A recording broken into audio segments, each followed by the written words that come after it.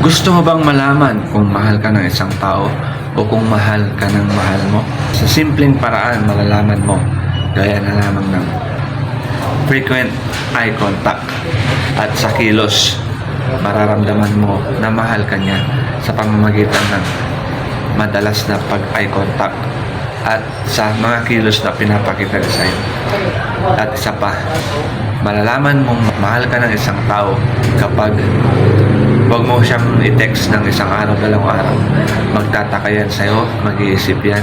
So, iti-text ka niya, i-chat ka niya kung ano nangyari sa'yo, kamusta ka na. Yun. At meron pa, malalaman mo na mahal ka ng isang tao. Kapag mahal ka ng isang tao, ay tanggap ka niya kung sino ka, kung ano ka, kung ano yung magandang ugali mo, kung ano yung pangit na ugali mo, ay tanggap niya. Kung sino ka man, tanggap ka niya, mahal ka niya, at hindi ka niya ikakahiya kahit kanino, kahit sa mga toxic na people. Yan, pagmamalaki ka niya kasi mahal ka niya. Pero kung hindi mo pa nararamdaman or nararamdaman mo pero hindi niya sinasabi sa'yo, bigyan mo siya ng oras para mag-isip dahil siguro hindi pa buo yung kanyang desisyon or pagmamahal dahil maraming bagay ang gumugulo sa kanyang isip. Kaya bigyan mo siya ng time, irespeto mo yung kanyang desisyon.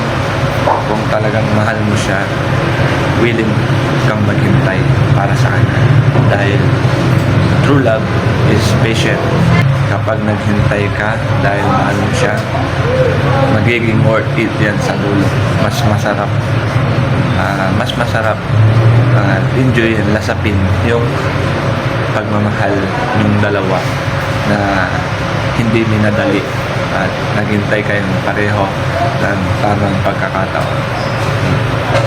True love is patient. Siguro hindi kayo meant to be ngayong araw, ngayong buwan, pero meant to be kayo sa future kasi parehas kayong naghintay. You're my only reason.